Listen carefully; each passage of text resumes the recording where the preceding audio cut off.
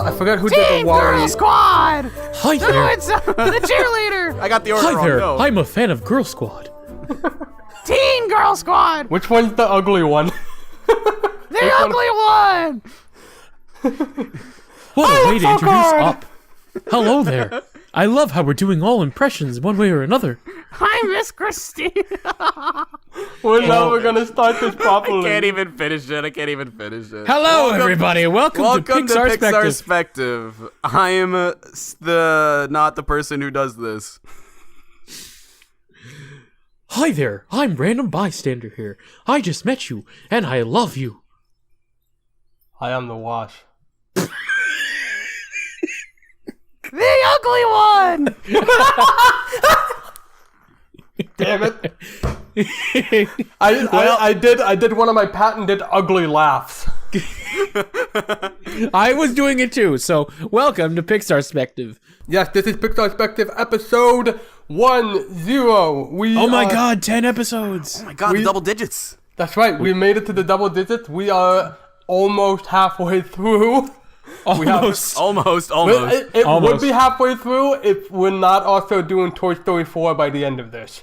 Yeah, but we're doing Toy Story 4. Come on. I do want to point something out with this because of this 10. Just to give some context with Pixar here. Think about this. From 1995 to 2009, they released 10 films. From 2010 to 2019, 11. Like, just to kind of give you the sense of like how like Pixar was very slowly but surely starting to really like ramp up with their releases. We've been in kind of the golden age of Pixar. We still are. I think we're in the middle of the golden age. Time will tell. We'll just have to see what's gonna happen. No, the first golden age. Yeah. I would actually. Depending on who you ask, this is actually this movie here is the end. Depending on who you ask. Ooh, that's Toy Story 3. I do know that there are people who, even if they do like the movie, use that movie as the beginning of the downfall. Considering that was the first one. That was the first. It was not their first sequel. Obviously, Toy Story 2 was their first sequel, but Toy Story 3 was their first sequel that wasn't. Toy Story 2 was very shortly after Toy Story 1, and for the most part, it had the same staff with the same mentality, the same mindset, all of that. Toy Story 3 did not have that. So you could cite Toy Story 3 as not so much the beginning of the end, but the beginning of the downfall for Pixar. Beginning of the change. But we're not talking about Toy Story 3. I think change is a much better way to put it. Yeah. There actually is a lot to discuss with that. Like what it comes to in Toy Story 3, but of course we'll get to that when we get to that. Yeah, we're not talking about that now. We're talking about the one before it, what you may say is the last film of the Pixar first golden age. Up. And I would disagree, but I disagree too, but like we'll get to that when we get to that. We'll get to that. Up! Yes. Hi there. Up! My mic peaked. It's okay. No one but up, Double D. I was gonna end this. I'm putting that quote down so we never have to touch that episode again because there's way too many up jokes. I mean, I guess, but also that episode is legit 10 out of 10 funny. What? Hey, Yes, Wash. yes, it Yeah, absolutely Wash. is. Why are you saving that? Why don't you save that till later? What's up with you, man? Okay, let's start with our history with Up. Who wants to start? Because I want to be late. I'm gonna Wash. You go first, honestly. Oh, really? Okay. You want to go last? I kind of do. But All right, I also kind of don't. I kind of do. Oh. Yeah, I want to go last for these ones. Yes, I do. Fine. Okay, because I do have quite a bit of history. Okay, so this was 2009. All I really saw, aside from like a couple commercials, was a poster, and the poster had a house with balloons. And it's like, okay, I can see something here. When the film was coming out, like already there was a big word that like this is friggin' sad, and I remember like watching this movie in the theaters and coming out and being proud that I didn't once shed a tear because I thought that was something to be proud of. The next year, before Toy Story 3 was coming out, I went on a trip to Poland, And at that time, like smartphones was still barely a thing, and internet access was still kind of rough, like with Wi-Fi and everything like that. Yeah. So when I had the days where I couldn't really do anything, I brought 3 different DVDs with me. One was Toy Story, one was Hot Fuzz, and one was Up. And and because of how much time I had to kill, I watched these 3 films to death. Yeah. Yes. Yeah.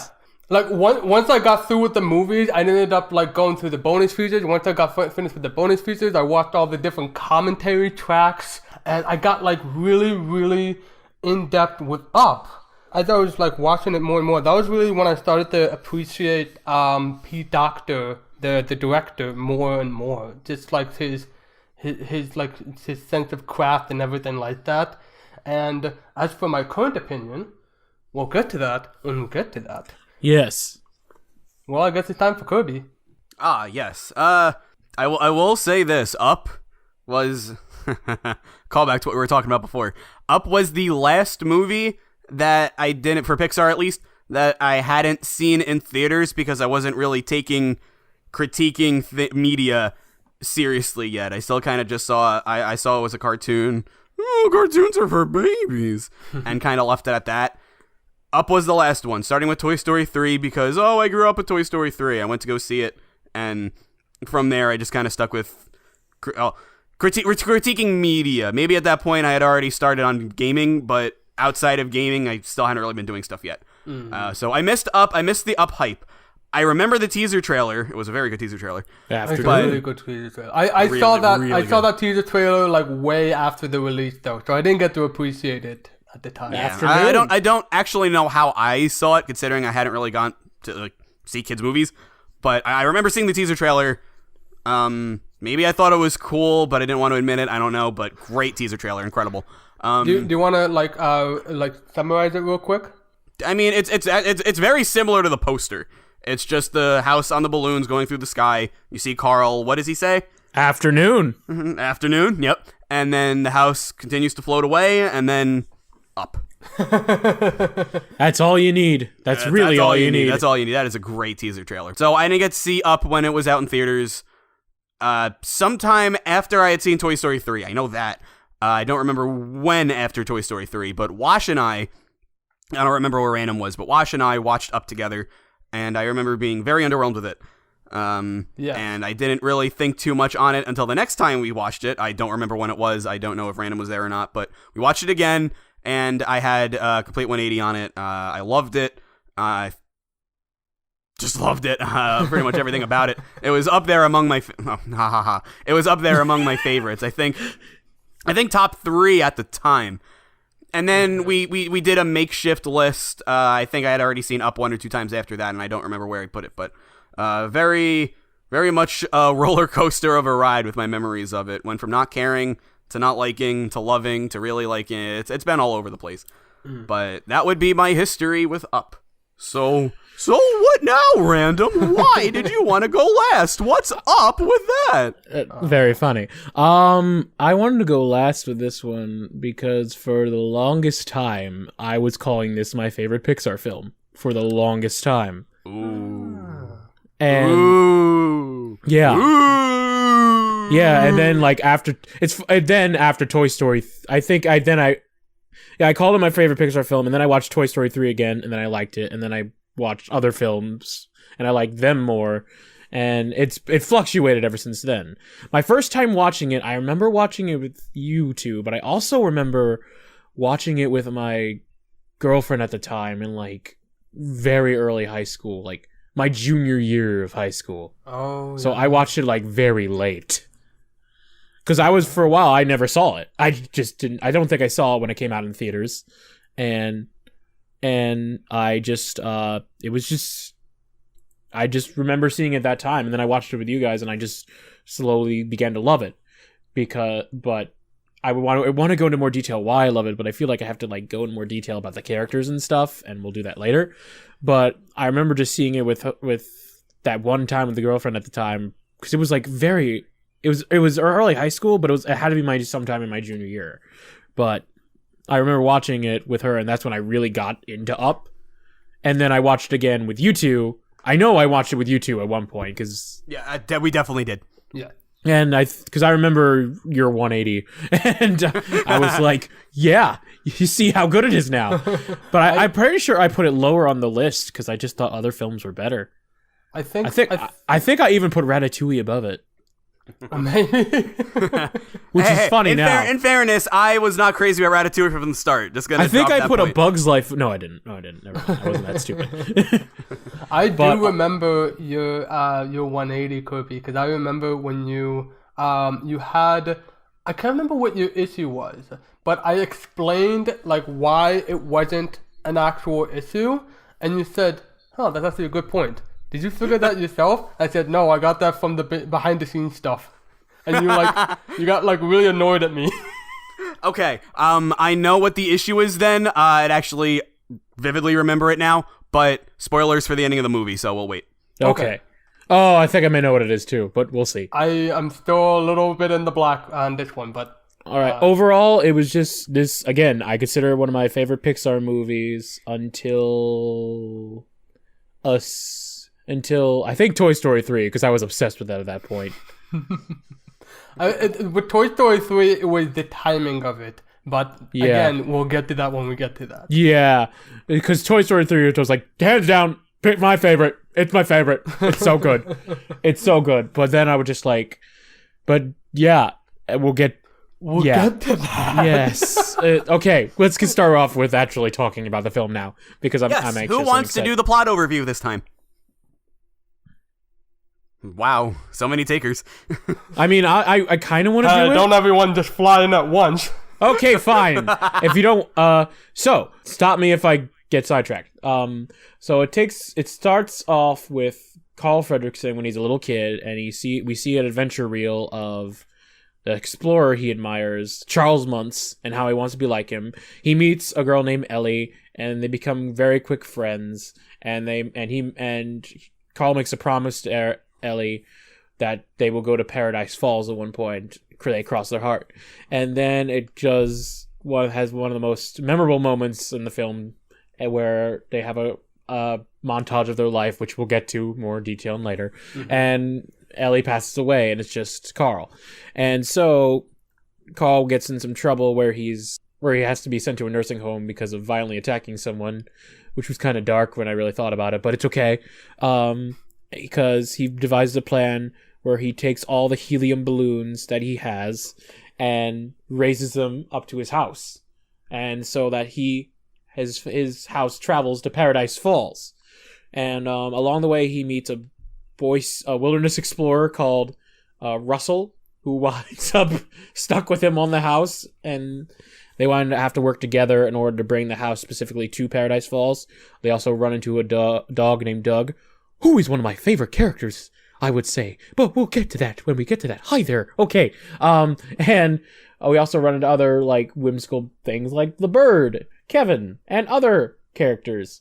And yeah, it's all about Carl and Russell trying to get to Paradise Falls. Yes, absolutely. It's about Carl trying to keep his promise to Ellie. Yes. Yes. Well, very, no, Wash. I'm very proud that you did a plot synopsis without bringing up the first 15 minutes, because it's important for the entirety of the movie, but for the sake of a plot synopsis, I don't think it's necessary, but it's very easy to bring it up just because it's the first 15 minutes of Up. So I mean, I did technically bring it up with the montage, but I quickly glossed over it. Yeah, you quickly glossed over it, yeah. Yeah, very, very, very proud of you for doing that. Yeah, it was very hard. Like, I saw myself doing it, I'm like, no! Also, I did time it, 11 minutes and 54 seconds, not 15 minutes. Oh, yeah. So the first 10 minutes of Up, really. Yes, 11 minutes, 54 seconds. I timed and a little bit less, because you can't count the first couple minutes where it's before they actually get married. Well, I'm more just talking about the actual whole opening. Okay, yeah, that's fair. With Charles Muntz. Yes, the Charles Muntz. Before we get to that opening, I'm gonna do some punching down on Ratatouille fans. the documentary at the beginning here does a way better job than the one at the start of Ratatouille. I fully agree. A very big reason is because Ratatouille, there's just a black background and a TV playing the documentary for some reason. Yeah. And Up, you clearly see that Carl is watching it in a theater with other people. Yes. And he's fascinated by it, so it makes sense. And it's telling you, it's informing you on who Charles Muntz is, and it's informing you on Carl the character. Yes. Not only that, but they also handled the repeating line better in this one too. Charles Muntz plans to bring this bird alive. I plan to bring it back alive. It works with this one. When I actually like that. Yeah. No. My favorite line from that is I think they even said like in the commentaries, like when they're doing this sort of like newsreel stuff, like they always have to do like this sort of like 1920s, 1930s stuff. So they decided to like dump all those jokes in one line where it's like, and Jimmy the Cricket, do the locals consider Muntz the bee's knees, and how? Oh yes, I remember that line. That was, and also I was listening to this on headphones and I noticed the audio sounded like crinklier too. Yes. They actually processed it through. They actually took the time to record all that, get the music in, and then process it through the film that they would have used at the time to get that authentic sort of warp. That's so Yeah, cool. that's exactly the kind of effect. This is definitely why Random likes it. This is the kind of effect that you see in something like Cuphead. Yes. Oh yeah. That's why I like good it. point. Oh God, who knew? Yes, that explains a lot. Yes, I thought I recognized. That's probably why I picked it up. Random, are you gonna try to 100% up the video game now? Yes. I gotta face that Charles Muntz boss. It's a bit tough though. Can you believe that's an actual video game? Is it? It is. There's an Up video game? Are you serious? I found out about it yesterday. There is. Wait, hold on. Of course there's an Up video game. I know it. Well, okay, maybe that's not the right way to go about it. Anyway, when Pixar movies were starting out, they all had very creative ways of opening it. And then The Incredibles came around, and it opened up with I guess kind of a documentary, an interview, something you would see on film, and it was great. I loved it. It was incredible, creative, all that great stuff. Cars came around, it had its own way of opening things, great. Then Ratatouille came around, and it pretty much used the exact same thing as Incredibles did, only black and white, all that stuff. So, alright, nothing too bad. Then WALL-E came around, and a big part of its opening was also watching things on a screen. Okay. And then Up came around, and it starts with what else but things being watched on a screen. So, ignoring Cars, this is the fourth Pixar film in a row where a big part of the opening involves them watching things on a screen. It is not inherently a bad thing, but especially not even so much watching these films back to back. If I actually had to have a gap between watching things and they're all going to open in the exact same way, it's get to open it a little differently. This isn't an inherent flaw with Up, and probably out of all Incredibles aside, out of all of them, I like the way that Up did it most. But I also know that, you know, you go from Toy Story to Bug's Life to not that I like Bug's Life, but you go from Toy Story to Bug's Life to Toy Story 2 to Finding Nemo, Monsters Inc. to Finding Nemo, and their openings. Yeah, no. I forgot Monsters Inc. for a sec, but I just remembered. They all had very different ways of opening the film up, and these are all really similar. That's just something I noticed. It's not a huge problem. It's just, man, can't we have something other than opening with film? Can't we just open with like creativity?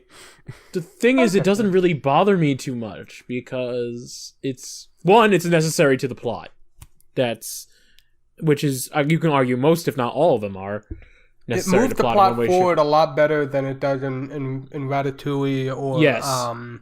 Well, I mean, with Incredible, that does it fantastically. So I'm not going to critique. I see your point. It's not a huge problem. I see your point. It wouldn't be an inherent problem with Up if we were looking at these as standalone movies. Yeah. So I guess take it with a grain of salt. If we're looking at Up as a film, it's fine. I don't have a problem with this. I think it's great. If we're looking at Up as a Pixar movie, I have a problem with it.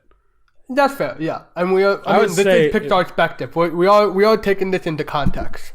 I would say, if anything, it makes it's done worse than Ratatouille, so it's more a flaw in Ratatouille. But that's just me. It's not a problem with Incredibles. That's the point I'm trying to make. Yes, it works with Incredibles, but I still don't mind it too much. I think it works on Up as well. Right. But so that's moving past this opening bit, we spent a while on it. What do you guys want to talk about first? Do you want to do Carl, or do you want to talk about the first 10 minutes?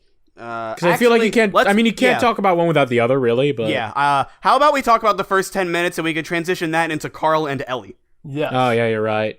First 11 minutes and 54 seconds first. Again, it sets up the movie quite well. We learn about Carl and Ellie.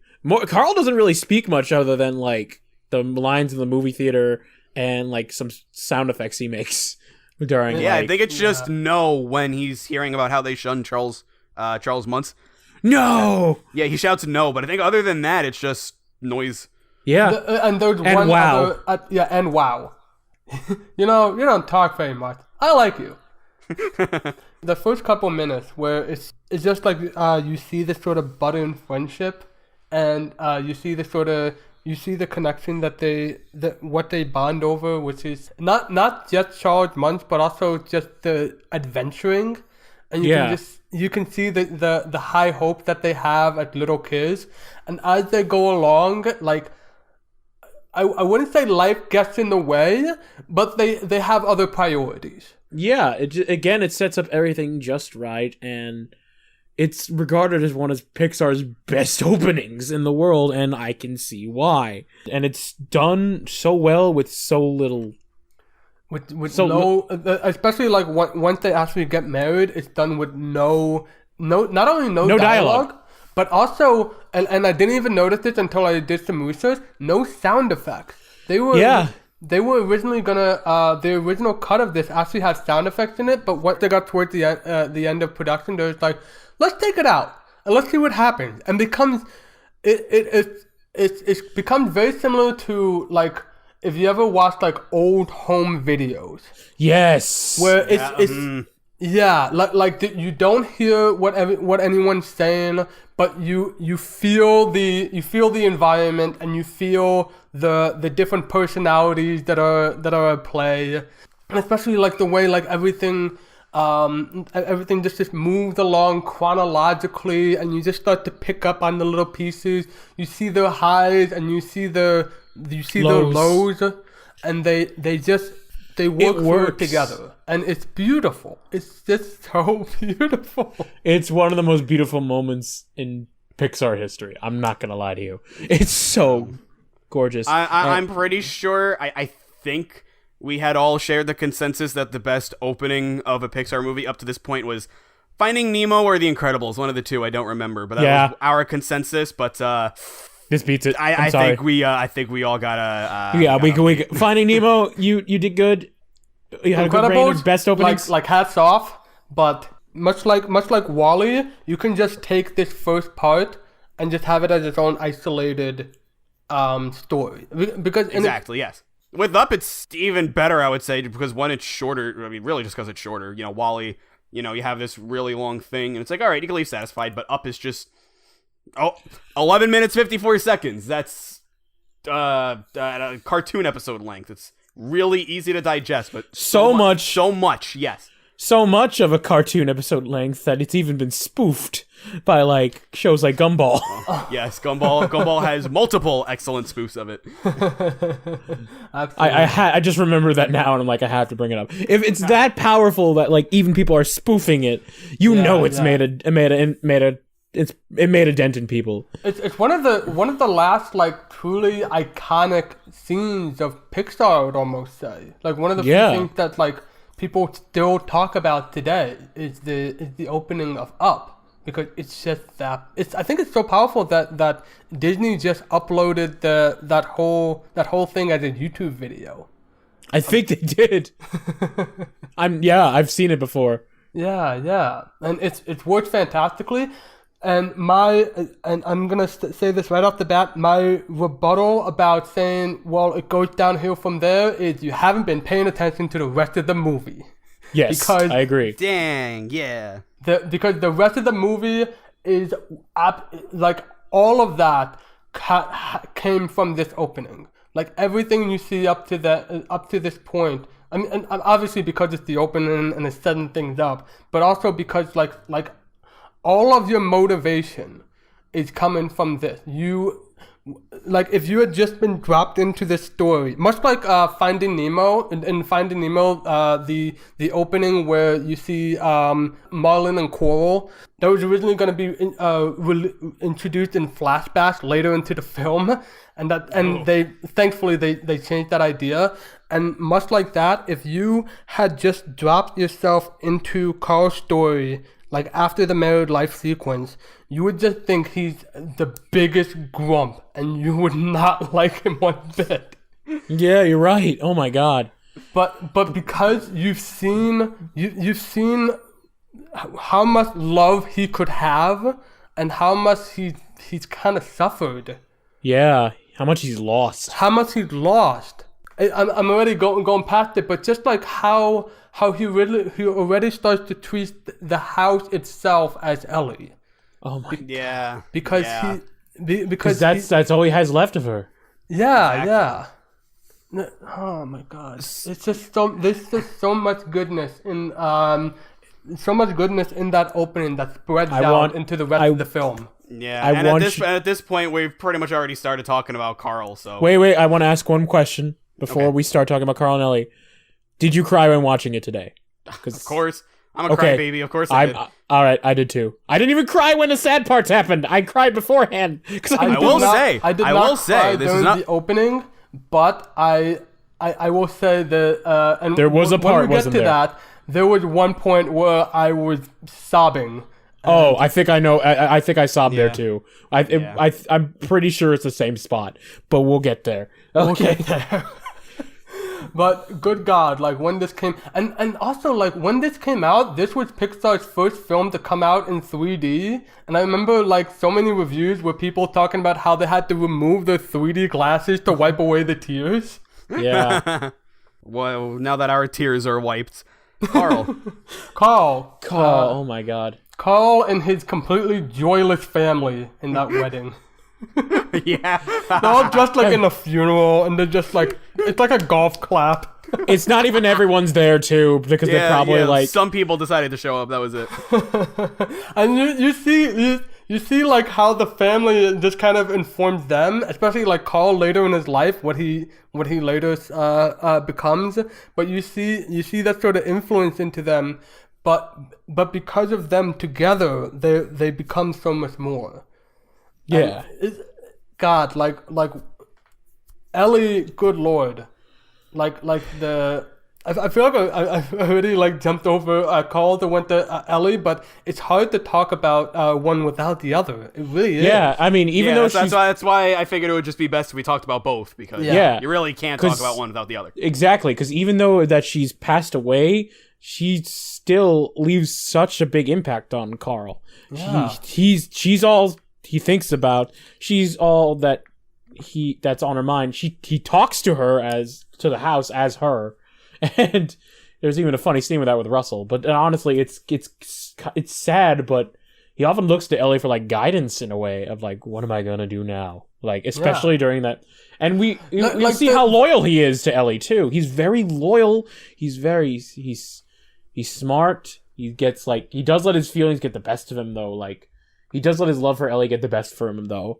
And like that, the scene you mentioned earlier during the synopsis, the mailbox. Oh my God! The whole motivation of that is that like as you said, this house is Ellie, and you already see what that mailbox means to him. And when somebody damages it, it's like somebody's like hurting his own wife, and he just loses control, and he like blunges a man in the head, and you actually see like blood. It's like, which is weird because it's a lot of blood too. A lot of blood. Like the last time we saw blood was in Finding Nemo, and that was just like a bloody nose. This is like a wound. And again, this is where some more visual storytelling comes in, because all you see after that moment is just Carl like trapped in the house scared, and you just see the boss, who John Ratzenberger says is going after his house. Yeah. You just see him, all he does just stare at Carl and put his hand on the porch. And that's when you know he screwed up. Yeah. And then you just see the shot of him going into court and waiting on a bench for it. And it's just, you just know that things are getting serious. Yeah. And things are not going well for Carl. What is really nice about the opening bit, though, obviously Carl is a much more upset old man after Ellie's death, but you could tell by how he just interacts with people when he goes outside, the way how he doesn't immediately shoo away Russell when he first knocks at the door. He's not grouchy, he doesn't hate people, he's just upset at the fact that the love of his life is gone. She's gone. This, of course, becomes like a huge part of the film, is that he's just stuck. Again, I'm jumping way ahead to sort of the revelation of it, but Charles Munt's big line is adventure is out there, and Carl isn't living up to that right now. He's isolated, he's stuck in his ways, he just doesn't want to interact with people, and of course that's but no, that's where I think you're wrong. It's not that he doesn't want to interact with people. He still leaves his house and he still interacts with people. He just he can't do it for very long because he's depressed. He's depressed and he doesn't want to leave Ellie's side. Yeah, and he doesn't want to leave Ellie. I don't think it's that he dislikes other people, that he doesn't want to be around them. He can't because he lost Ellie. I mean, yes, he dislikes the person who's trying to take his house. Well, yeah. Because taking away the house means taking away Ellie, and we can't have exactly. that. Disliking a person is not the same as disliking an entire. Because even John Ratzenberger, he's kind of friendly towards. Yeah. I mean, he blew a leaf blower in his face, but they even laughed about it. I was like, "You did? What did he do? What did John Ratzenberger say he did? You put oil in his gas tank or something? You put prune juice in his gas tank." That was a good one. Yeah, a lot of things Carl does is because of Ellie. And that's the whole reason he decides to even do the house thing in the first place. Yes. Which, another thing I forgot to mention about the opening. I'm sorry, going back. But, they explain the balloons and make it, they wove it in during the opening where it's a subtle thing, but it's not just where'd all these balloons come from? Because they work at, I guess a zoo or something? A zoo, yeah. A zoo, and he's in charge of all the helium balloons. Yeah. And because you would probably be thinking, if they didn't have that fact and he just has balloons in his house, you'd be like, where did he get the balloons? Why did he have that? Why did he just come randomly? Did they jump the shark there? No, they explain it, and they do it visually. He has decades of experience with this. In fact, from his childhood, there's already this presence of balloons. Oh yeah, you're right. I forgot about that. Carl, the young Carl sees his balloon as Charles Muntz's dirigible. He sees himself as an adventurer through this balloon, and he ends up starting a whole new adventure through those same balloons. And then a little later, when they're still child, Carl hurts himself, which is hilarious. Yeah. I mean, the scene, not him hurting himself. And then it's like an apology balloon almost, where you just see a balloon on a stick that just starts floating up to Carl and scares him a little bit, and then young Ellie's like, "Hey kid," and he's like, "Ah!" and he hits himself in the face with his own cast. Oh my god! That's why. See, we're coming back to the opening because it's so good. It's really no. Listen, we're still talking about Carl and Ellie, and this is absolutely Carl and Ellie. Yes. The balloon is kind of a symbol of the relationship since they were children. Yeah, kinda. Yeah. I think Carl's obviously bring up the opening bits of the movie a lot because they're so impactful and important, but I feel like Carl's strength as a character really does extend into the rest of the film also. Oh, yeah. Bring up the beginning parts a lot, but how he deals with Russell, Doug, Kevin, how he interacts with them, how he goes to bond them, him getting annoyed at them, him getting closer to them, all this stuff, it's very real. Yeah, especially the way that he eventually softens to them, because it gets to many points where he is yelling at them, but it really becomes believable why Carl ends up like softening to them, and you Yes. see you see the softening happening before your eyes, and it becomes a turning point for him, and that's fantastic. Honestly, Ed Asner did such a great job voicing Carl. He is so funny. He's so funny, good. and he's such a good actor. Oh my god. I don't think anyone else could have voiced him well. I'm sorry. Not as well. Not as well, no. But yeah, you're right. The relationship he forms with Russell, it starts out very comedic, but they form like a grandpa-grandson relationship almost, and it works. And you really see them bond together throughout the film. And even when they have their ups and downs and get mad at each other, it's not just Carl getting mad at Russell. Russell gets mad at him at one point too. And you really see that they genuinely care for each other. How he reacts with Doug and Kevin. I'll just call him the bird Kevin. And because originally he wants nothing to do with them. He literally says, I want you out of here and you out of here. I'm stuck with you. But and it's just he winds up bonding with all these characters in general, which is great and it's funny because his childhood hero winds up being the villain, which again there's one issue I have with that, but we'll get to that. It's not even an issue, it's just more a nitpick. But yeah, Carl does have, I think Carl's openness comes from Ellie in a way, like his like ability to be more open to people, and like the bond for Russell over like adventure and wilderness is there, and it gets to the point where Carl cares about, like the people Carl met and care about in this adventure. It's a choice between Ellie or them, and at one point it conflicts what Carl has known throughout most of his life since his wife's death, is that Ellie matters. Or most of his life in general, Ellie matters. Ellie's number one. And it gets tested at one point, and he chooses Ellie. We'll get to that closer, but it's just, you really see his struggle with just how he like cares about Ellie and wants to do this thing for Ellie. Yeah. But how he like all these outside factors come in, and it becomes more than that. It's not about finding Paradise Falls anymore. It's about doing something for Russell, saving the bird, helping Doug, and such that. And you really see Carl grow because of that. And again, I'll get to that later. I really want to talk about it just as much as you do. Too, but we have to Russell. All right, Let's get to Russell. Okay. Okay. What did you two think about Russell? I was worried because I thought he was going to be more annoying, but he really wasn't. The only time I found him, he was annoying. The only time I found him maybe like slightly getting on my nerves, and I do mean very slightly, like only for a minute, was when he was like, I'm tired, my knee hurts. But I found it more funny. I found that funny, especially because like I didn't have to go then. I related to that. I've had that conversation so many times.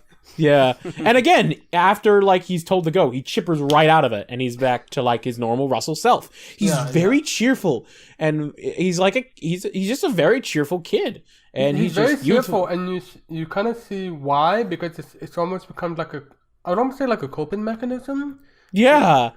Later into the film, it's raining out. They're hiding underneath the house, and they're huddled up in the campfire, and they just have like this. They just have like a little talk about Russell not actually being experienced as a wilderness explorer, not Boy Scout, because that's copyrighted. Wait, no, trademarked. And then like Carl gets a little more prying. Why didn't you ask your dad how to build a tent?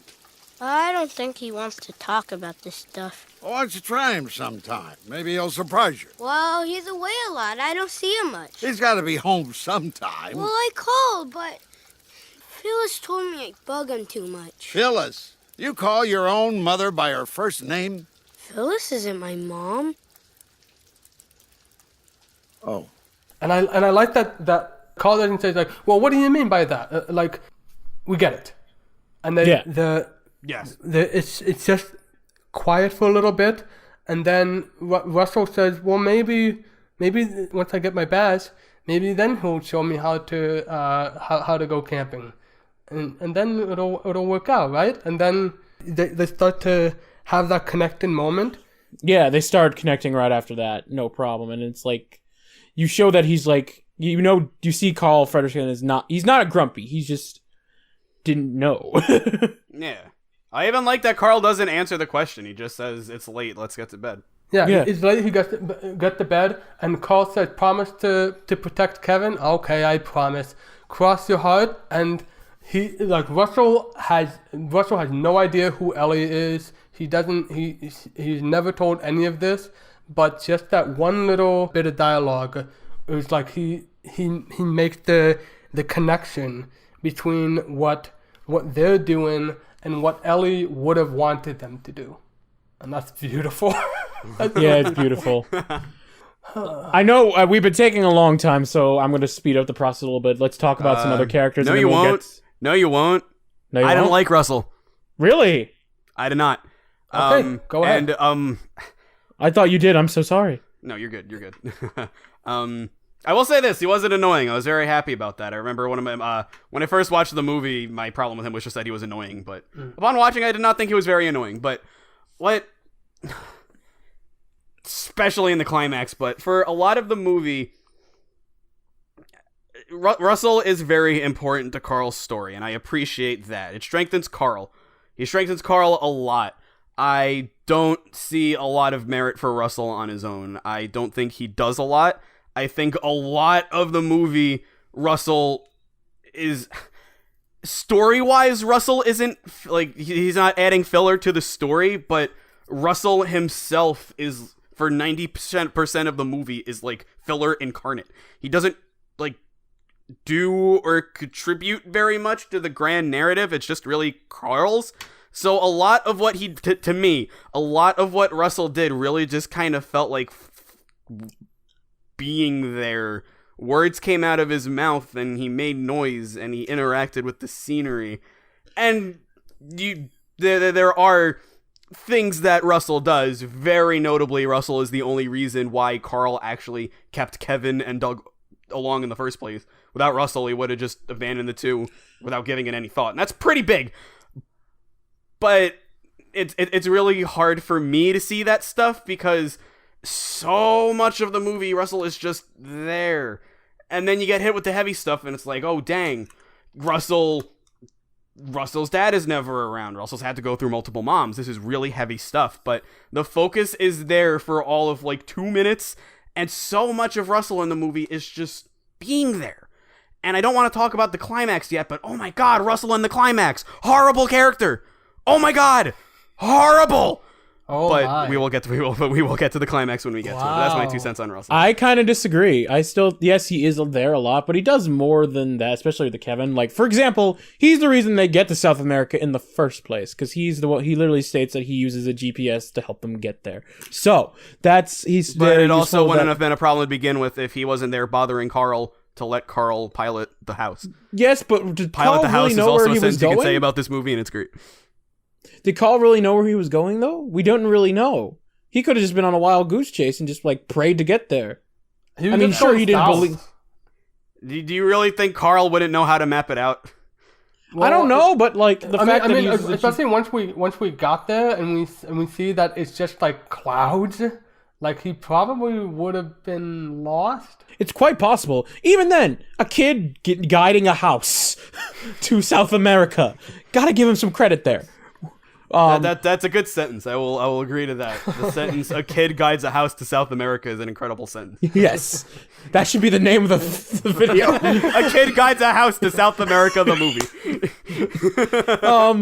But yeah, I don't know, because Russell is there, but yeah, like you said, Russell is the reason that Carl starts to care for these characters more. Because again, he would have abandoned the bird. He wouldn't have cared about Doug. He wouldn't have probably even met his childhood hero. It's true. It's valid and everything. It's just it's so difficult for me to say that when it's just for so long in the movie. Even ignoring the climax, which I brushed over before, he's there just kind of doing things so much. No, I'm gonna. Okay, I'll. I just heard. Sorry. I'm clearing my throat. No, that was me. Yeah, that was random. It's just that I'm saying, because he does some things first off, he lures Kevin with chocolate. Second, he actually does is able. There is an arc with him where at first he can't climb the hose rope, and yes, he struggles with that. But by the end, okay, you're right. That's the climax shit. But by the end, he does conquer that. That's a small thing. It's fine. And there was another example I had, but I can't think of it right now. I'm going to ignore Russell's utility because I agree with Random that he definitely has utility in this.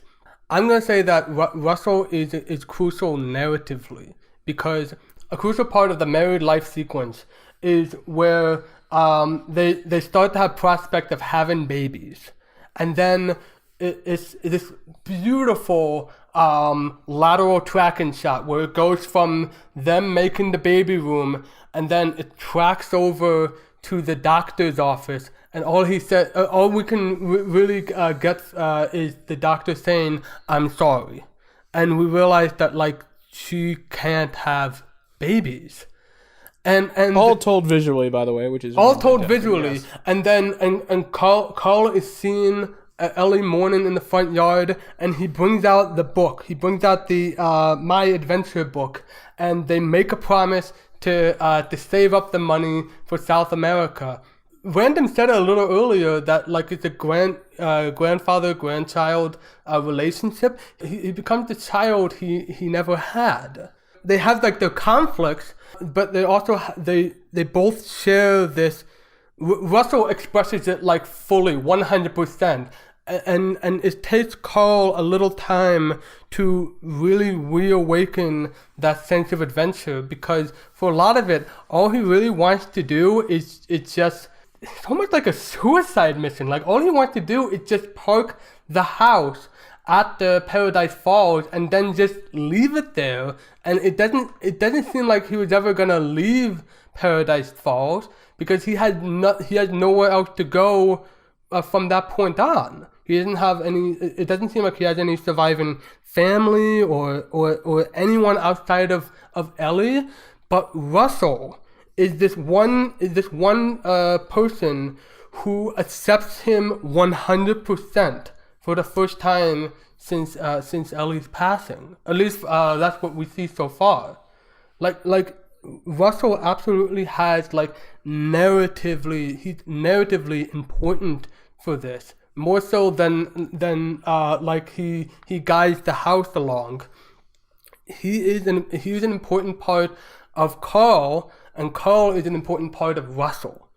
They much like the Carl and Ellie, they work together in terms of the emotions. That's I went off for quite a while. You are 100% right. I agree with you 110% on that. These are all valid points, but can you actually, other than guiding the house, which I'm still hesitant to accept because I do not choose to believe that Carl would not map it out, but I guess I'll give you that one.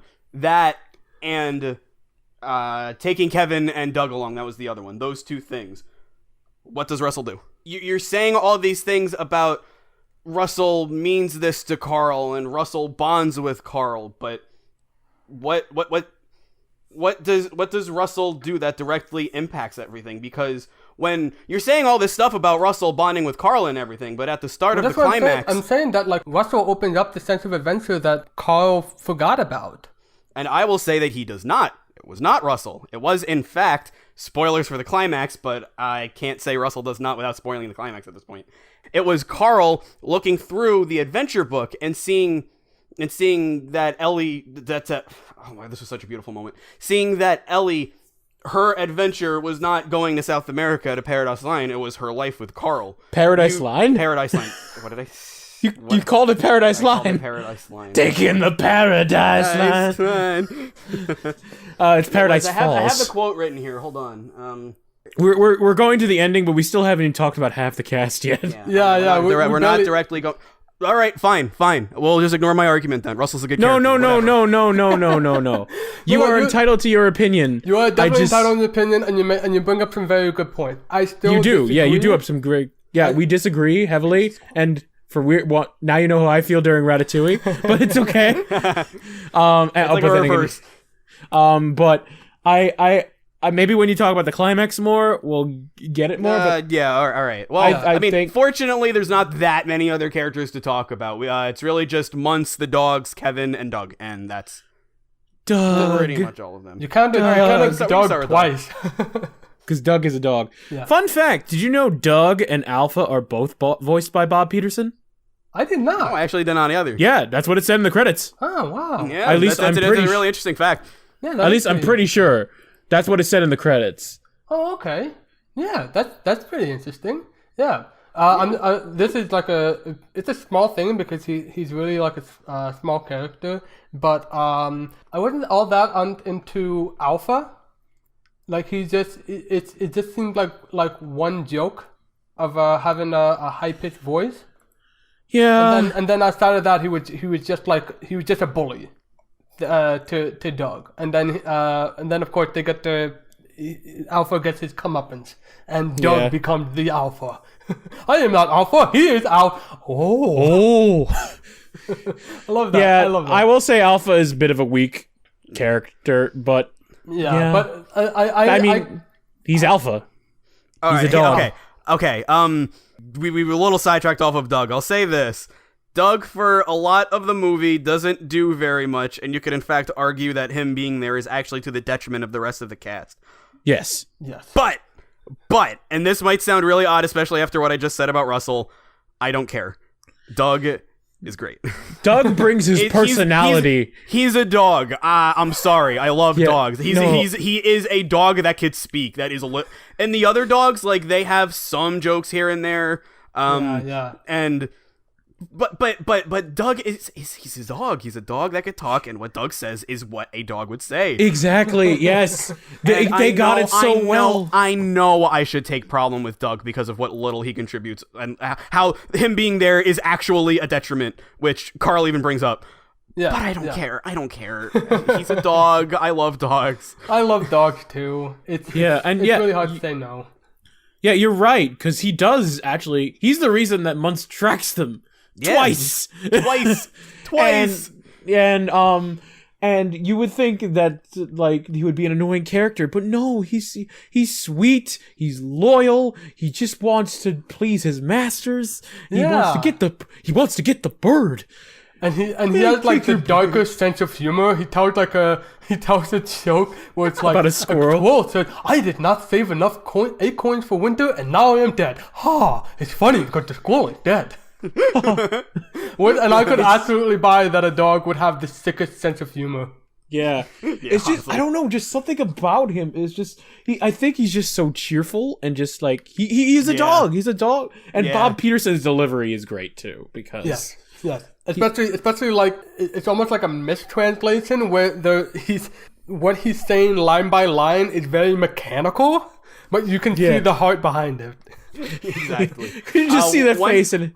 Yeah. One quirk of Doug that I love is that when he points to something, he says point. And specifically, I love that when he thinks he finds the bird and he points and he says point, and then Carl finds Kevin. Carl finds her and he points up there, and then Doug sees her and goes point and points at the. That was so adorable. Russell found it. So bam, there you go. There's another point for Russell. Was it Russell or was it Carl? No. It was. No, it was Russell. It was Russell. Russell said, "Oh, look, there he is." Point. He's absolutely adorable. We all agree about Doug. Before we get to the villain, and especially when we get towards the climax, let's first talk about Kevin. So when I first saw the movie, I didn't like Doug or Kevin, and I did do a 180 on Doug. I like him a lot, but more so than Doug, I really liked Kevin. I thought she was really good. Oh yes, I enjoyed her a lot. Yeah, her facial expressions were great. Yes. You could even with that blank stare, whatever she did, it was just funny, and she was very essential to the plot because that's the thing that Charles Muntz was after. It was a friend to Russell, and then eventually to Carl, and then way eventually to Doug. Yeah, although Doug was trying to hunt her down from the beginning. Yeah, and even at the very end, where they finally they finally let go of Kevin and get her back into the twisty rocks. She's affectionate to Russell and to Carl, and she just hitches at Doug. Yeah. like you and I, no. Don't get any ideas. Oh my god, it was so funny. It was very funny. Yeah. Just again, Kevin was mostly visual humor, other than like a few noises, and it works. It really does work. There's some power with Kevin too when she's rescuing Carl and Russell from the pack of the dogs, and she leaps over the cliff, and Alpha, I'm pretty sure, bites her leg. Yeah. And she can't walk, but she hears her babies, and she tries to run over to them, but she can't walk. Also, Russell heals her with bandages. Or down Sorry, I'm sorry. And that was why, and that was also That was there was a reflex. one scene where she's getting all this food from inside Carl's house and storing it on the top of the roof, and it's because she's trying to get enough for her babies. And just even though it's a dumb bird, it's a dumb bird with a heart. Yes, it's a dumb mother bird who needs to take care of their children. I wouldn't really call her dumb. She's too well aware of her surroundings to really be dumb. Okay, I mean, animalistic would be better, and she's not dumb. We put dumb with air quotes next to that. Yes. Yeah. You were right. You were 100% right. No. She is very aware of her surroundings. She's been able to avoid danger for so long. The only reason she isn't to avoid being captured when she gets to that one point in the house and get hit by the net is because of her leg. Otherwise, she would have been able to run past it like she's done in the past. Yeah, exactly. Yeah. All right. Should we talk about Charles Muntz? Let's get to Charles Muntz. Let's get this over with. You really didn't like him, huh? Dumb.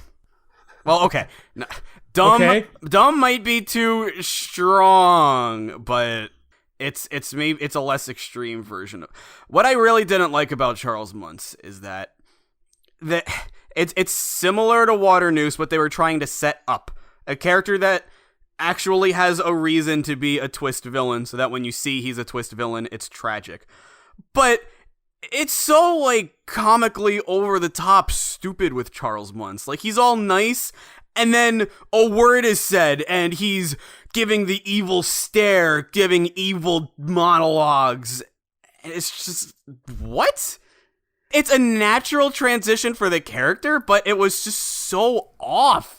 I started thinking about it. It was I agree with you with narratively, Charles Muntz is so blunt as a twist villain, but weirdly I enjoyed him more metaphorically because he's kind of like a corrupted version of Carl. I did appreciate that. He's very similar to Carl in that he too is stuck in his way, completely isolated, and he just has this one-track mind. He all he cares about is this bird, and he turns on others just for this goal. Yeah. And he just becomes completely obsessive, to the point of he tried to kill Russell. He tried to drop Russell out of the dirigible. He's psychotic. He got incredibly psychotic, and it becomes a problem narratively, but it was hard for me to dislike it. Purely because of metaphorically it worked, because it's a reflection of the main character, which I don't know if we've really had a Pixar villain quite like that.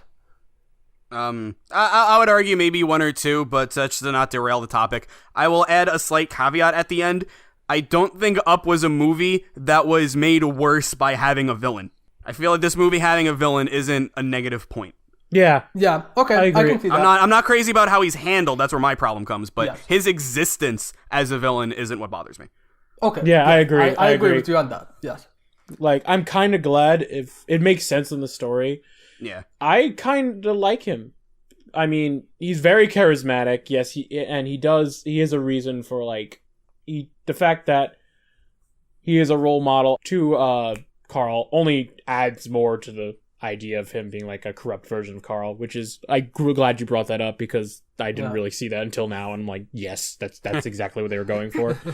I kind of like how crazy he gets because you could tell like him being alone and isolating himself with nothing but dogs and trying endlessly for years, decades to get this bird. He wants to get the bird. Decades to get this bird has messed with his mind. Like he's so desperate. And that way and I will say that scene where he it gets tense, where he's just like slowly like just implies that he's basically killed people he says they just came for the bird, but they probably may have just been regular people, and he just went crazy. Every single one of his excuses are genuine excuses, but he is just so like corrupted over these years. Yeah. Because of what was done to him. Because of what was done to him. It's similar to what Carl's original plan was with like dropping off the house and just like staying there until I guess he dies. This also becomes a kind of suicide mission for Muntz because he is just laser focused on this, and he will not come back, and he never did. Yeah. Okay. I think now is the part where I tell you. Remember at the beginning, you said there's something I had a problem with the movie. You told me why that happened, and I said, "Oh, how'd you figure that out?" I looked at the behind the scenes, that whole thing. Okay, go ahead. I know what it was, and I'm gonna say it now. Charles Muntz's demise. Muntz. His death. That's what it was. I think I may know what you're mentioning, because I remember one particular bonus feature where it was different. Like they were going a different route with his death. Specifically, he brings up a maze where once you're in that maze, you can't get out. We've lost so many dogs that way. He brings that maze up, and he was going to get lost in that maze and never get out. Yes, that was one of the original endings for that. And Pete Docter's reason for changing it was that like it's powerful, but it's no longer Carl's ending, and that's kind of why it was more important for Charles Muntz to die like right there at the dirigible, because it becomes Carl letting go of his past, of letting go of who he had idolized, because obviously he's fucked up, and he decides to grow and become a better. And start his own adventure. That is the line that when I feel like we're already losing time. When they're at that low point, they finally get to Paradise Falls. And like the end result was not nearly as satisfying as he had hoped it was. But he goes back inside the house. He goes through the book, and he gets up to the page of I forget what the page itself says, but it's like stuff I'm gonna do. Stuff I'm gonna do. Thank you. At the time, he knows that like that the rest of those is blank, and so he very nearly closes it, and then he sees that there's some pictures in there, and he sees that Ellie in her final days had put in pictures of the adventure that they had once they got married, and the life that they had together. And she signs this one little thing at the bottom that she says, "Thanks for the adventure. Now go have a new one." And I wrote that quote down with tears in my eye. Oh God, I was crying. That's probably the first time that's happened. I didn't write it down, but I was bawling at that point. Oh God, it was worse than the beginning, I would think, when it comes to tears. Same. Yeah. Honestly, like that one it was like that's what this whole damn thing was about, and he finally gets the context of that, and he's ready to once and for all move on and start a new life. Yes. All right. We are making Pixarspective history here. I am going to add 6 minutes to the timer because it ended 3 minutes ago. Can we add more time? No, 6 minutes. 6 minutes is all you are getting. Okay, fine. Then we I'm better. starting it now. All right, so we each get 2 minutes. All right, well, better hurry up. We're 6 seconds in already. Okay, all right, okay. So, yes, I agree. Yes, the climax scene was beautiful, and it was just amazing. And one little thing I noticed the first time, when you first enter the house, the lighting scale is all like gray and darker and gloomier, and it's just something. And it just looks gloomy and defeated. But yet, when you finish reading all that book, when you see that quote about go make your own adventures, it looks brighter and more colorful, and the house just looks homier, and like they're ready to have a new chapter in life. And that was just a nice little detail that made me cry even more.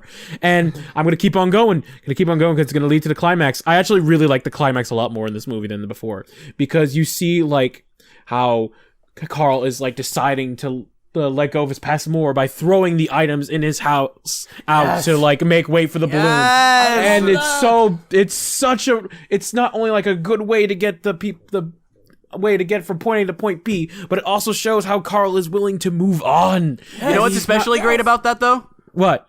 You see that he's willing to move on, but he's not completely forgetting it, because you see he put his chair into Ellie's chair as they would be in the house. Yes. So he's moving on, but he's not forgetting about Ellie.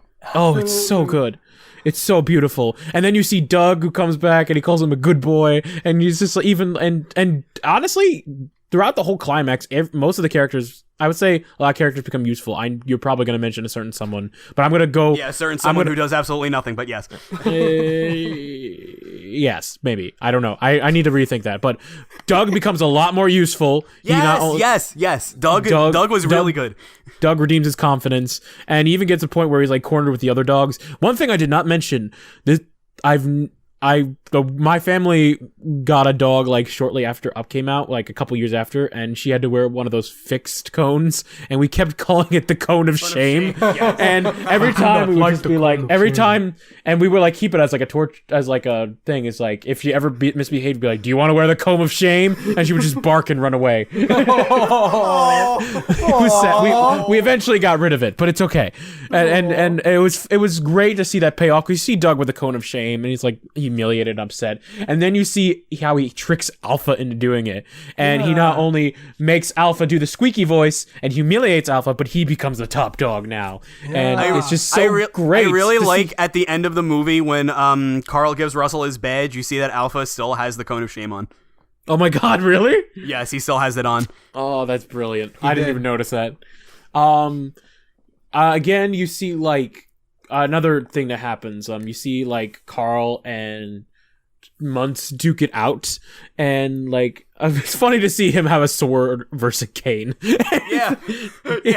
It was just, there was a lot of great moments. Can I just say this movie was really funny in general?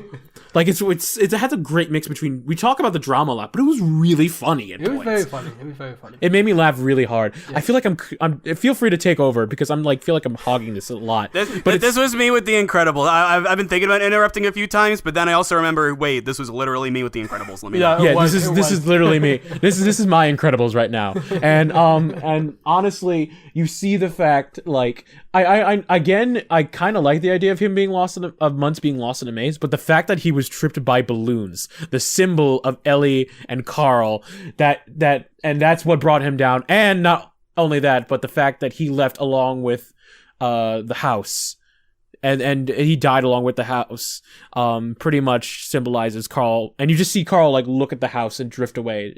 That was the moment where he's like, I have officially moved on. It all wraps up really nice, and I like the climax a lot. It's very fast paced. It has some goofy moments with the dogs on the airplanes.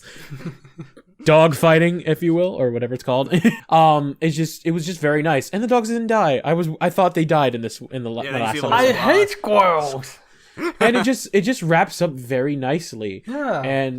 And do you have anything more you want to say before I like mention the ending? We talk a lot about the climax, but we definitely have to like with the wilderness explorer scene. Like we just have to talk about like how Carl gives. Yeah, I wanted to mention that, but it's just like I wanted to see if there was anything about the fight that you mentioned. Oh, okay, no. Like Carl. I know KirbyFan had something to say about that. I know you don't want to talk about him, but I want to listen. So the point, and I know you two are going to disagree with this because of the narrative significance, but the point that really angered me and this is rare. It did not anger me as a film watcher. It did not anger me narratively, but it angered me as a person. Ooh. When Muntz takes Kevin away, he burns Carl's house. I forgot about that. And he takes Kevin away. Russell tells him, "You let them take Kevin away. You gave her up." And just the way that the movie tried framing it so that Carl did something wrong. That, I don't know if you can tell by the way that I'm getting, like, I could feel my face is like boiling up right now. The timer went off again. We're gonna I'll add 2 more minutes. Okay. We really got to move on. But okay. I could feel it already. Like feel free to not make a point of discussion about this one. On one hand, you were right. I'm fuming right now. On one hand, you were very right. It is unfair for Russell to do that because that is a big deal for Carl. Seeing again, the house is Ellie to him, and he struggles with that immensely, and he always chooses Ellie without a doubt. He hasn't moved on yet, and I understand how Russell being guilty, or like making Carl feel guilty, is bad. It's terrible, and part of me wants to say he's just a kid. He not only doesn't know any better, but he doesn't know what Carl has went through with Ellie. Does he even know about Ellie, really? He doesn't. Other than like just he doesn't listening to her talk about the house. Like, he talks to Ellie at one point, which is kind of funny. But other than that, he doesn't really know the severity of Ellie. And he's still, 11? So, yes, he doesn't know any better. That's my only defense, but yes, I agree with you. You do. That is a valid point about Russell. I think Russell sticks on it for a little too long, but we'll give or take on that one. My issue with it is that the movie frames Carl to be in the wrong. That's what my problem is. No, you're right there. You're right. I think there. that's more of I think that might be more of a like you said, a framing issue than I would think a Russell issue. In fact. Yeah, it's what Russell says. Yeah, I think you could have worded. Russell's the worst kind of kid. He's the self-absorbed, selfish. He can't get self-absorbed. But I'm not gonna get any more into this. Okay, when I say self-absorbed, I don't mean I'm so great. More of everything's about me. Or everything's about what I want. Everything is about what I want. Yes, thank you, Random. That is perfect. Because he does care about Kevin and everybody else. That's why I disagree with that. But I cannot go any further because we are out of time. No, we're not. We're talking. No, we're not. We're talking about the ending. We're talking about the ending. I'm sorry. I am taking over. I am hacking the timer. Okay. I am basically saying the ending. It ends perfectly because it does end very happily. It ends with them heading back, and it ends to Russell at his. What is it called? Wilderness Explorers ceremony.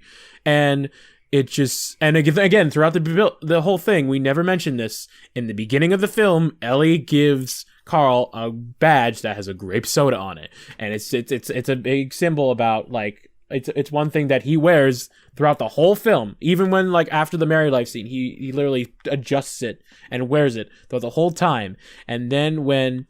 Carl, and then we see Carl getting ready to have his badge presented, and he doesn't see anyone there because his father's not showing up, because we know that his father's not going to, because it doesn't have a good relationship with his father. And then we see Carl come in, he's like, old man coming through, and then it's a cute little moment, and then you just see, you expect Carl to just give him just a random badge that has known for assisting the elderly, and then he says, for going above and beyond, I present you with the Ellie badge. And you see that same grape soda badge that was given from Ellie to Carl to Russell. And it's not only just a heartwarming moment that symbolizes the bond between the two, but it's his last way of moving on. and then they go out for ice cream, and there's this Doug counting cars. Blue one, red one. Doug says, gray one. And then we see the Pizza Planet truck in the parking lot, I think. Something like that. Yeah. And the final shot is the same map thing that throughout the whole film, where you see the house on Paradise Falls. Cut to black, film ends. Yeah. Especially you hear the final note of Ellie's theme. We barely even talked about music. But oh my God, Married Life. We have to go, move on, but God, the music is fantastic. 5, 4, all right, we're done. 3, 2, 1. Final thoughts. Definitely starting with Random on this one. Oh my God. Oh, I love this film. I was wanting to go. I was going to go into it. I knew I was gonna like it, but I didn't know how much I was going to like it. Like I didn't realize how much I was gonna really get it this time.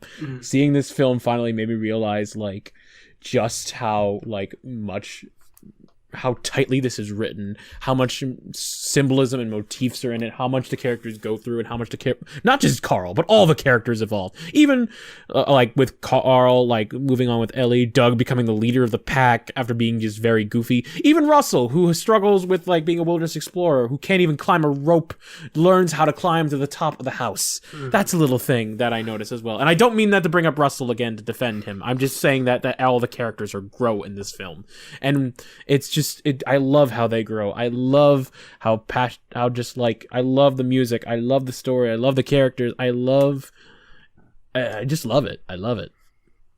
Wash, you may continue. I agree. Wash of many words today. Okay, that's the thing. It was like as I was, because I kept thinking through this, because I had a day to chew on this film, and I kept thinking through it, and it's like the only part, like the parts of it that bothered me, I still found a lot to enjoy. Like I said, I had my issues with Muntz as a villain, but I really enjoyed him like in terms of like story, and I just love how we didn't even get to talk about like how gorgeous this looks. Like I feel like this is the best that Pixar has looked. Like better than Finding Nemo, and Finding Nemo had the ocean on their side, but it's just a gorgeous use of colors, of having like Carl be like a square body while Russell is a circle, and the character design is amazing. Like this is where you really start to see what Pete Docter was warming up to with Inside Out, but that's a whole other thing. I just enjoyed this immensely. I was hooked on it the whole way through, even for the parts that like I said, even for the parts that were weak, it strung me along. It was hard for me to really to really like critique it, because I just enjoyed it so much. Kirby, then? Why do you disagree? hey, Kirby's fan may I'm still just like kidding. the film. I kid. Okay. We've been picking on Kirby fan a lot, and we only should do that. Yes, I do apologize. I'm just gonna say this now. You have not been picking on me. You've been disagreeing, which is valid. And I will say that like I've noticed that in the past, especially with how I kind of tweeted your opinion on Cars. I just want to say I do apologize for that. Thank you for that. Yeah. Thank you for that. Because I do realize I can get kind of dickish. It's Cars, I guess. Yeah. All right. Go ahead. So I will say this: it's better than A Bug's Life.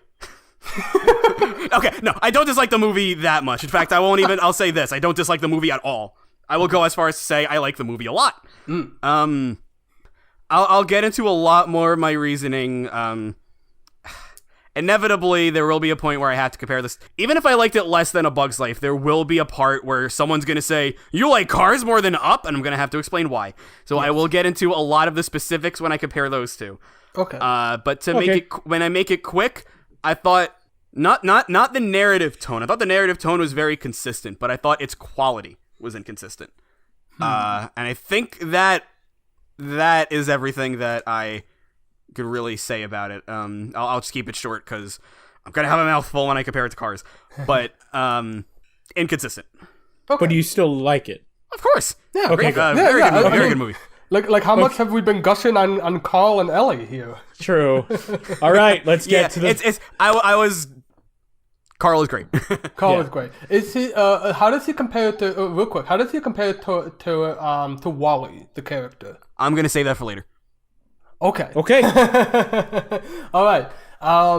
Well, now at the point where we finally get to do our rankings. As of today, not including up into the rankings, Our averages have been, from the bottom up, A Bug's Life, followed by Ratatouille, Toy Story 2, Cars, Toy Story 1, Monsters Inc., WALL-E, Incredibles, and Finding Nemo have the tie.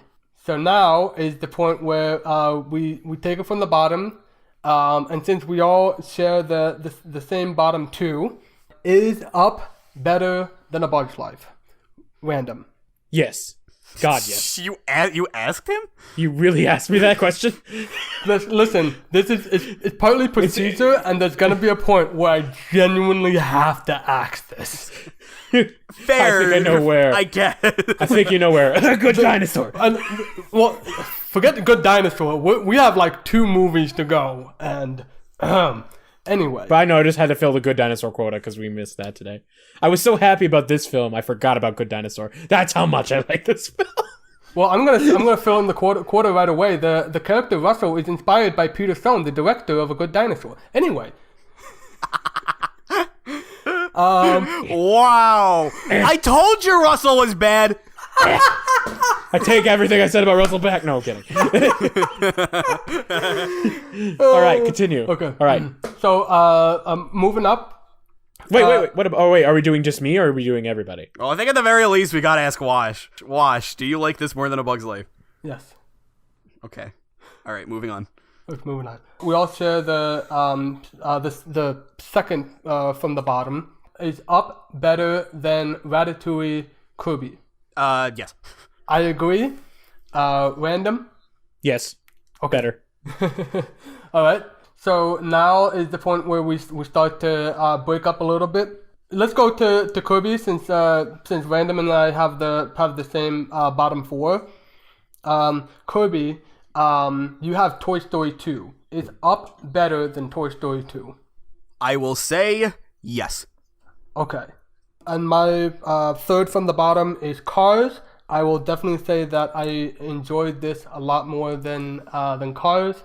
Random, you also have Cars, and the third from the bottom is Up better than Cars. Yes. Okay. Wow. I definitely like it more than Cars. Random is better than Cars. Yes. With Ratatouille and A Bug's Life, yeah, I like it more. Cars, yes. I'm just thinking of funnier ways to just say yes, because I'm gonna be saying that. That is fair. I'm just teasing. Okay. I think I know where this is going. All right. So moving up, I have. Sorry. Really? You don't. Moving on towards the top, I have Toy Story 2.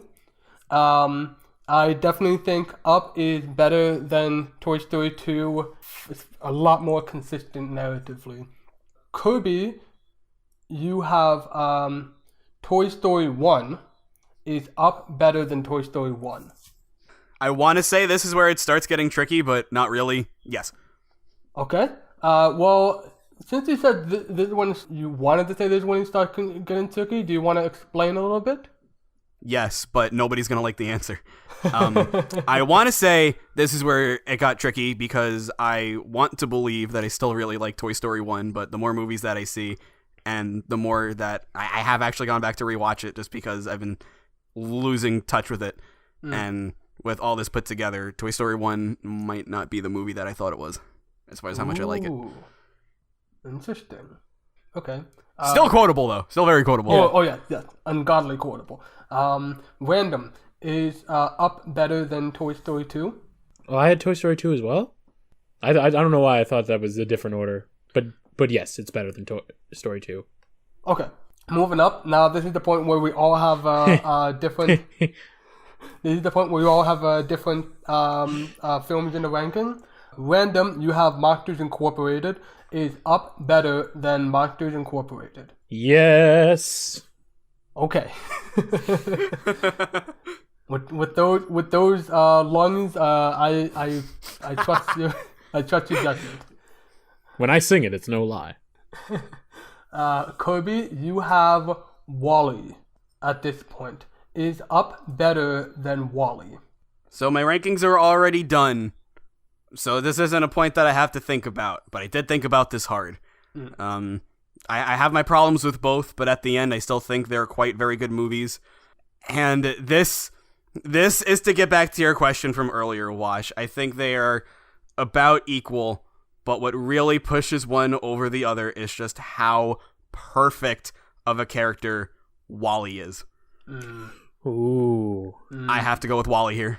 Okay. Ooh. All right. I adore WALL-E. He's not the only... Same thing with Up. WALL-E's not the only good thing about the movie. I just really think WALL-E is what makes this movie ascend. Carl is perfect, but WALL-E is, like, preciously perfect. And to me, that just strikes much harder with me. Although I will say, Up's biggest strength, alongside The Incredibles, I think I was saying this in the Incredibles video, actually, was... These are humans. These are human things happening to human people. That's much more impactful than human things happening to a toy, at least to me. But WALL-E used that to its advantage, I also feel like, because they were robots, and the robots were more human than the humans. That was partially something that kind of annoyed me about the film, but also it was a huge strength. Yes. And I love WALL-E. I love him. I want WALL-E. He is precious. I love him. And that, I think, is what pushes it over. Although, if WALL-E is a 10, Carl is a 9 and 99 hundredths. That is very close. I pick WALL-E here. Okay.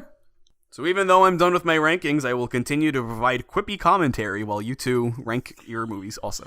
Okay. I'm curious where yours. I'm curious where yours goes, Wash. And as for me, Up is definitely better than Toy Story 1. Up had higher highs than Toy Story 1. Toy Story 1 is very like well structured together, but Up was soaring with his especially just like sheer creativity alone. I just loved it. Moving on from that, I have Monsters Inc.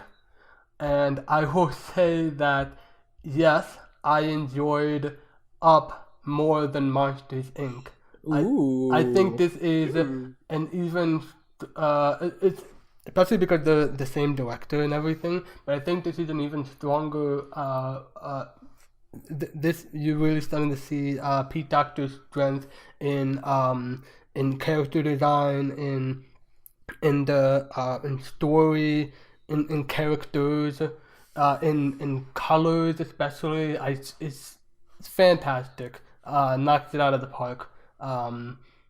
Like I enjoy Water News. I didn't enjoy Randall, but the one thing that even though Muntz is narratively a worse villain, he's metaphorically better, and that's also why I put it above. Now, Random, you have Toy Story 1 at this point. Is Up better than Toy Story 1? To infinity beyond, yes, it is. Okay. Do you might want to explain that real quick? Lots of reasons. I just think it's more creative than Toy Story 1. Although Woody and Buzz are a great duo and they work charismatically well together, I like the interactions between Carl and Russell. I think it's funnier. I think it's more creative. I think it's more heartful. Okay. I agree with you. For what it's worth, I also like it more than Toy Story 1. Yes. Yeah, okay, never mind. I appreciate your opinion, Kirby fan. I was just gonna drop that I like Monsters Inc. more than it, because that's where my placement would be at, but I don't need to elaborate too much on that. Yeah. But it's okay. Moving on, Random, at this point you have The Incredibles at number 3. Really? We're up there already? Yeah, we're getting real close to the top. Is Up better than Incredibles? I'll help you with this one. I super like it more than The Incredibles. That's great and all, but I'm sorry, Kirby fan. Up is better, in my opinion. That's what I said. I said I super like it more than The Incredibles. That was because you were supposed to be the joke. Oh, get it? Yes. I wasn't listening. Wow! Wow! No, I How listened, little but I like, matter to you because I said I so liked Monsters Inc. more than Up. Wow. No, it's just like I expect you just to defend The Incredibles again and just be like, I like The Incredibles more. And I was like, I like Kirby The Incredibles fan. more, but I could tell already yes, that you don't. I So. super like Up more. I super like Up more than The Incredibles. I'm sorry, Kirby fan. You keep trying to save this. I'm sorry, Kirby fan, but yes, Kirby fan is right. I do super like Up more than The Incredibles. Okay. Do you want to explain yourself a bit? Yeah, I mean, Incredibles is great, and I love the charisma, how I love the interactions between the family. I love how edgy it is. I love how I love Syndrome. It's great and all. I don't know, just like Up again. I think Up is great with humor. I like the characters a lot in Up. Doug puts a smile on my face, and again, it's the heartfelt emotions in Up that really gets to me. Okay. Now at number 3, I have Wall-E, and this is around this point is where the list started to get tricky. I think that Up is better than Wall-E, but it's hard for me to vocalize why. Definitely, I think narratively, I feel like it works better than Wall-E. The main trouble with Wall-E was the humans. Like, the humans really made this suffer for me. Like, once there were just a lot of issues that we've already talked at length about. That's gotta be why, because at that point, a certain point was where I was just starting to get a little bit frustrated with it. And I just couldn't say the same thing about Up, even though it had a villain that I know I'm not supposed to like. I think it's worked better than that. How do you feel, Kirby fan, about our choices? This is the part where I should explain why I like Cars more, isn't it? Oh, is it? I guess so. Yeah, because you have. I guess, yeah. 3. Go ahead. Sure. You have Cars at number 3, so yeah, go ahead. I just no matter what I say, it's not going to be satisfying because I'm saying that I like Cars more than I like Up. I had a very similar issue where it was hard for me to really vocalize why I enjoyed one over the other. It's not hard to vocalize. It's just hard to. Whenever it comes to Cars, it's just hard to sound convincing, just because it's the butt of everyone's jokes. But That's fair. Nothing in Cars. Hot take. But I think that the line "You let them take Kevin away" actually bothered me more than Rusteezy. Interesting. Ooh. I would. That's I mean, I don't. Maybe if we ever do a recap on the movies, I'll actually dive a little deeper into that, because just bringing up that line's kind of annoying me again. But my thing with Up, and this is probably exclusively my interpretation. Please disagree, because it's a really nasty thing to say about the movie. I feel like, especially that scene, but a lot of things in that movie, particularly what a lot of the other characters have to do with that involve Carl. Not the movie involved. Carl was fine. I don't have this problem with Carl. But a lot of the other things about that movie, I feel like really manipulative. Like, it was kind of trying to make you think one way. So many things in the movie, especially when it came to what other characters had to say about Carl, or a lot just to do with the other characters in general, were very manipulative. Like, they really wanted you to think one way, not kind of letting you come to your own conclusions. That's how I felt. And you could say the same thing about Cars when it's shown that Doc Hudson told everybody where Lightning McQueen was, and everyone was saying that he was wrong. Obviously, you could say that as well, except that one's a little more black and white. And it's obviously wrong. He's making decisions for other people, and it's shown to be wrong. But here, it's almost like showing making decisions for other people is the right thing to do, almost, especially with that scene with Russell, and I really didn't like that. And as much as I do love Up, and as much as I do love the homey feeling that Carl gives off, Cars as a film gives off the homey feeling that I love so much. With Up, it's the one hand you have Carl, and on the other hand you have emotional manipulation, and that is where my big issue with Up comes in. Okay. That is very much a me thing. Like I said, if you did, please disagree with me. I feel like that's a terrible thing to say, the emotional manipulation part, but that is, and I don't know, I just really like Cars. I'm weird. Okay, that's very all right. That's very strong. I can very much see where you're coming from with that. So now we're up to the number 2 spot. We're climbing up real high. We haven't climbed this high up since The Incredibles. Well, really? I haven't. I was about to say. Random. Wall-E, I got pretty high. Random, you have Wall-E. Speaking of, at the number 2 spot. Is this film better than Wall-E? Yes. Why do you say that? A couple reasons. One, I like Wally as a character because he was Wally throughout beginning to end. I like Carl because not only who he is, but what he became and how he grew. That is an awesome point. That is a very good point. I enjoy that. Oh my god. Wow. You know what? Pretend I said that in my explanation for Wally. Bam. No. Honestly, I'm crediting Random that one. Yeah. Wow. Okay. No, for real. Yeah, I'm crediting you on that one because that is a fantastic reason. Yeah, that was the main reason, and the humans. Well. Can't all be mind blowing, I guess. Yeah, but yeah, that was it. That was it. Okay, very good. My number 2 spot is Finding Nemo. Whew, and this was the really hard spot. Up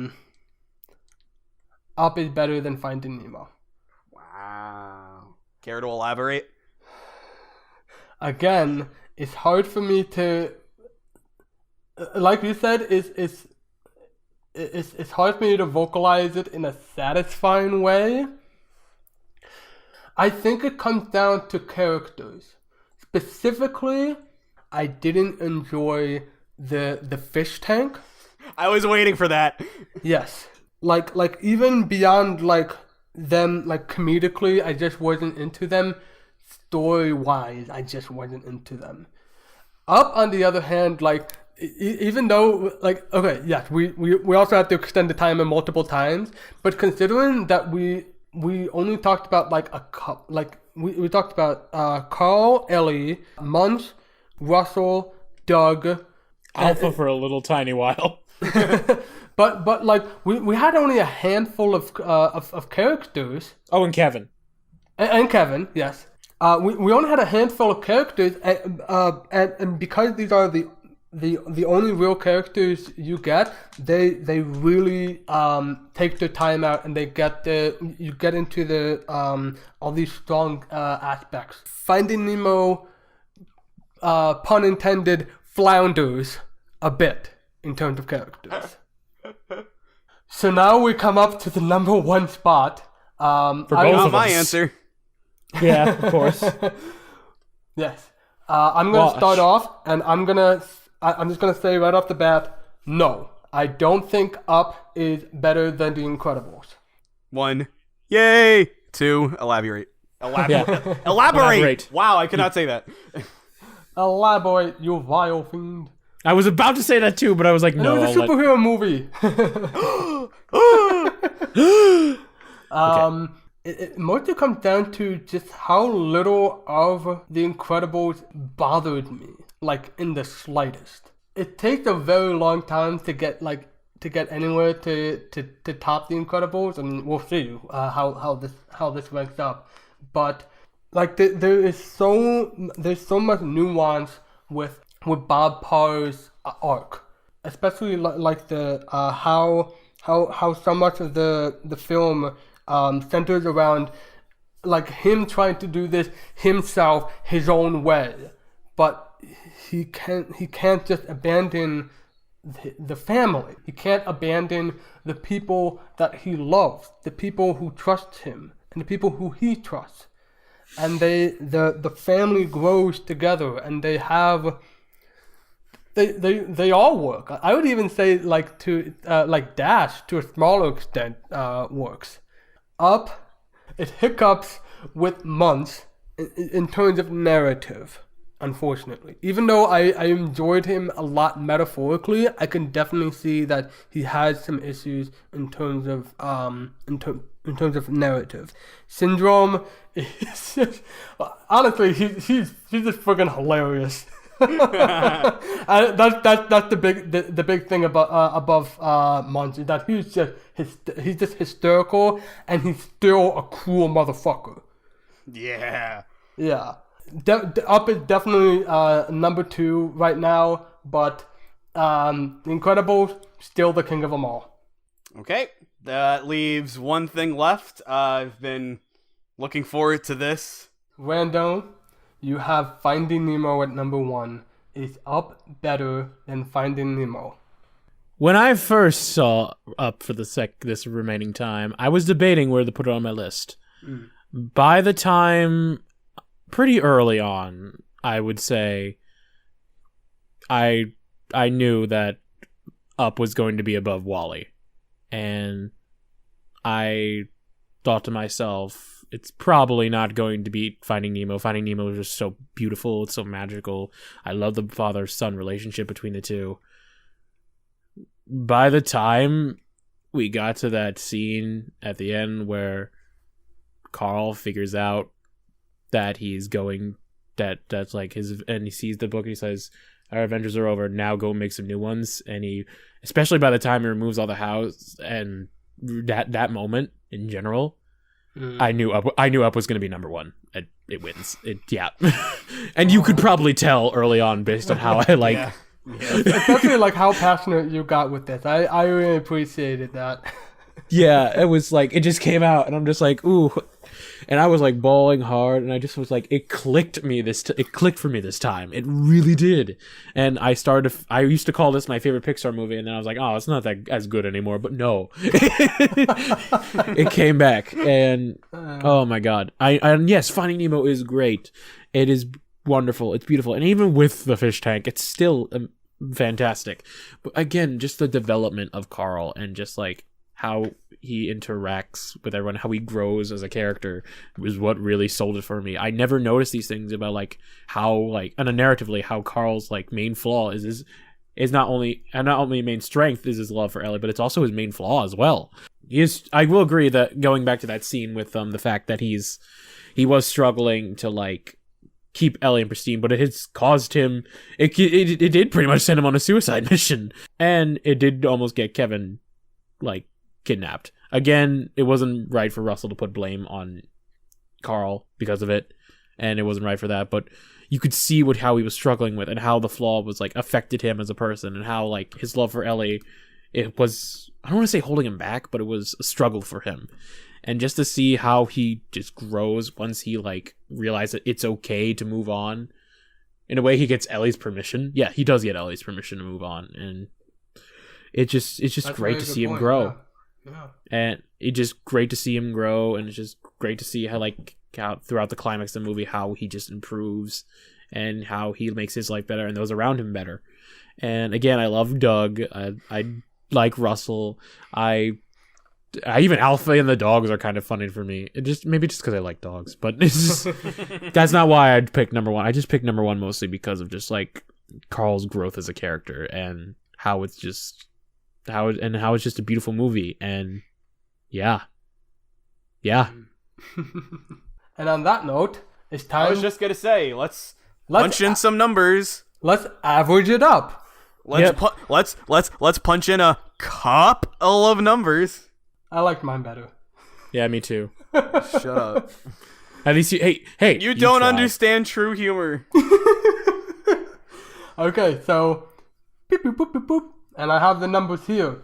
From the bottom up, we have the bottom is not going to be that surprising, but I thought you were just making fun of bottom up. Oh. Oh. So we have A Bug's Life at 36, Ratatouille at 39, Toy Story 2 at 44, Cars at 47, Toy Story 1 at 48, Monsters Incorporated at 51, WALL-E at 54, Up at 57, Finding Nemo at 59, and Incredibles at 60. Up has broken the tie. How did the tie break? Because of Up. Because remember, I put Up above Finding Nemo. Finding Nemo was the top for me. Yeah. Yeah. I guess I just figured because you put it above Incredibles also. Now, Finding Nemo is getting closer to number 2. That's what's happened. True, but it's still number 1 for me and Wash, yeah. It's still number 1 for you and me. God, this list has just been going hog wild, honestly. Yeah. I figured it would. Honestly, more than anything, I'm just really upset that the tie is gone. Yeah, that's true. That was a tie for so long. Did you guys think of when did you realize that I was gonna pick Up as number 1? Pretty early. Almost hiding out hope that Finding Nemo would keep it on top, but pretty early. Yeah. It was at a certain point where I started noticing that I hadn't said anything in like 5 minutes because you kept going on, and I love that. I love that you because I have worried a bit whether I or Kirby have talked over you, and so I'm glad that we got into the film that you're like 100% psyched about. Just wait till you get to like a few. There's like a couple more. There's a couple more. Yeah. There's actually a few more. Some for better, some for worse. Oh boy. Like there's like I can name 2 movies where I'm going to probably dominate the conversation. I think I know what one of them is going to be, but of course we'll get to that when we get to that. Yeah, because it's time to end this damn thing. We time talked is for up. Way too long. Time is up. It's been going on forever. This was an emotional roll, as they've all been. I feel like I've been saying this has been an emotional roller coaster since Toy Story 1. No, I mean, Toy Story 1 was a roller coaster. Bugs Life was just ugh, and then it became emotional from there on out. But I got pretty emotional over A Bug's Life. But honestly, yeah, I think it's just because these are just getting closer and closer to what we grew up with, like. Or not even closer to what we grew up. This is closer and closer to where we like understand it more. Yeah. Like, Toy Story 3 is gonna hit a nerve. But I think it's best that we end this now. Yeah. Quit while we're ahead. I didn't make the quit joke. while we're ahead. So see you next time. For us, it will be a couple of days. I made that one again. Yeah, literally, it would be a couple of days because we're knocking 2 episodes this week. Yeah. When we talk about Toy Story 3. Toy Story 3. I have no hair. What? Oh, the whose line? Is this reminding me? I know what line? I thought you were just adding me. No. I know. Well, All right. we're gonna end at that awkwardness. Okay.